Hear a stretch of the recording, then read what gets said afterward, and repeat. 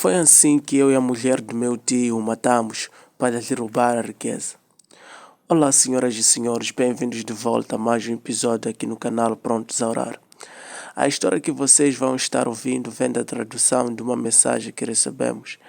E a tradução dessa mensagem lê-se assim: Olá, irmão, como você está? Você pode postar minha própria história com identidade oculta. Meu nome é Dendai, não é o meu nome real.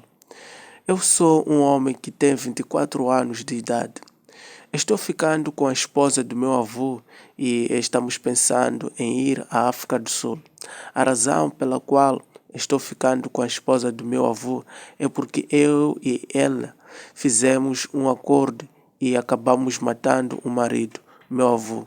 Planejamos ir desde o momento em que comecei a ficar com eles, apenas depois de ter terminado de escrever meus exames de nível 0. Depois que eu tinha escrito meus exames de nível 0, então comecei a dormir com a esposa do meu avô. Primeiramente foi algo que era como se estivéssemos brincando, e nunca iríamos ficar sérios, mas nós acabamos ficando sérios.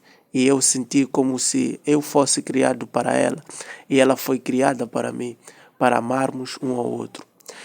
Então, a esposa do meu avô foi a que sugeriu que o meu avô deveria ir para a vila para me buscar, para me trazer da vila e vir comigo para Harare, porque não havia oportunidades para mim na vila, de qualquer modo. Então, ela queria que eu viesse para que eu pudesse ir para a universidade, talvez para tentar fazer mecânicas. Esse avô meu era o irmão da minha mãe, mas ele era um homem que tinha sido abençoado, realmente abençoado por Deus. E você sabe que um homem que tem muito dinheiro, obviamente, terá muitas mulheres. De fato, ele tinha muitas mulheres e isso foi realmente doloroso para a esposa do meu avô. Ela me disse que estava estressada, então ele teve uma criação de mineração em Berenga, assim como em Churung.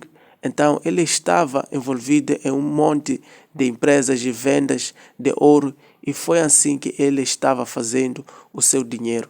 Quanto à esposa, ela também vem de uma família muito rica. Como eu posso nunca negar uma mulher assim? Uma mulher tão bonita, madura, que sabe o que ela quer em vida, que tem um salário muito bom e ela faz a sua própria coisa. Ela tem uma farma e naquela farma ela tem esse projeto onde ela está guardando alguns galhos e esses galhos de brócolis estão. Então ela tem muito dinheiro. Também vem de uma família rica.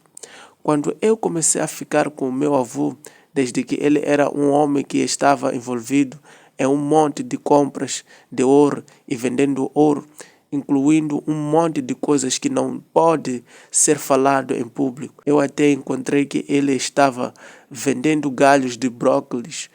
Ele nunca estava em casa. A maioria das vezes ele estava saindo para fazer suas vendas. Um dia, eu e a esposa do meu avô estávamos ocupados assistindo Netflix. Ao menos nós estávamos assistindo Netflix. Tem esse outro filme que nós estávamos assistindo lá, como todos vocês sabem.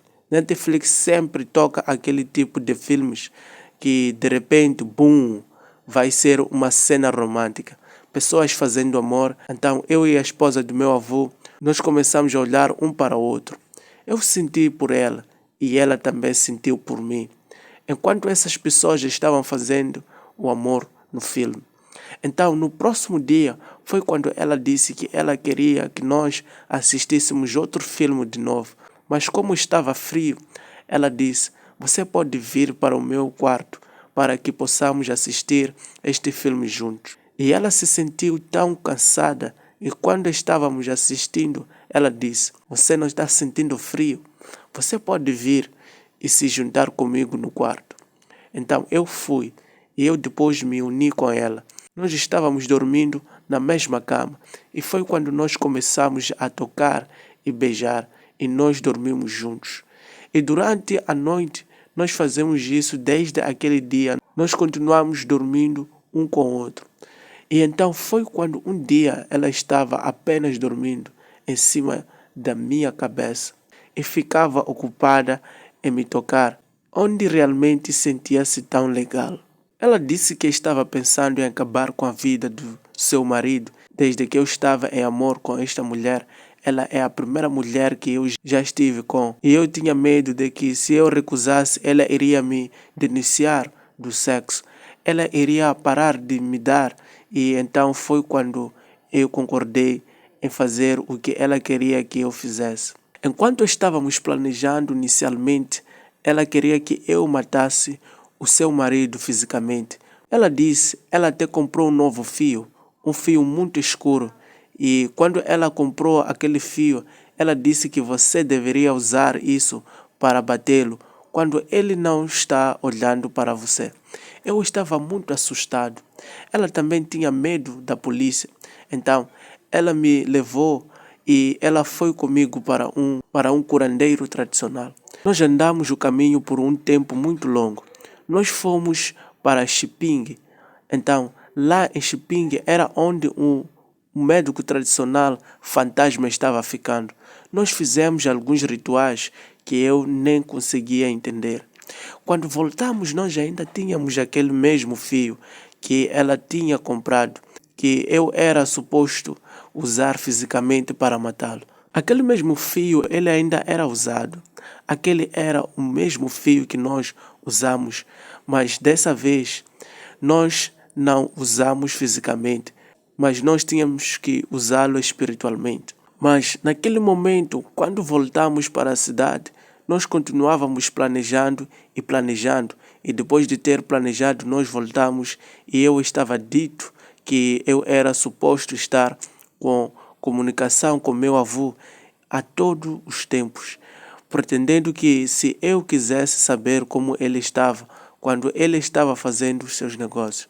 Quando eu estava em comunicação com ele, eu tinha que perguntar a ele quando exatamente ele voltará para casa, para que eu possa ir e esconder o fio fora. Eu tinha que fazer com que eu escondesse esse fio quando ele voltasse para casa. Eu tinha que esconder o fio sempre que ele voltasse para casa. Sim, no WhatsApp eu estava em comunicação com ele. Ele me contou que ele estava andando de queque voltando para Harare. Eu peguei rapidamente o meu fio e a minha chave. Eu então corri e fui para fora. Foi tarde à noite e eu comecei a pescar. Enquanto eu estava pescando e quando eu vi que o buraco era grande e sufocante e eu não poderia ir mais longe, eu escondi o fio. Eu escondi aquele fio e então eu comecei a cantar e falar palavras que eu tinha sido contado por aquele curandeiro para dizer quando meu avô voltar. Então eu disse que esse fio vai ser o fim de você.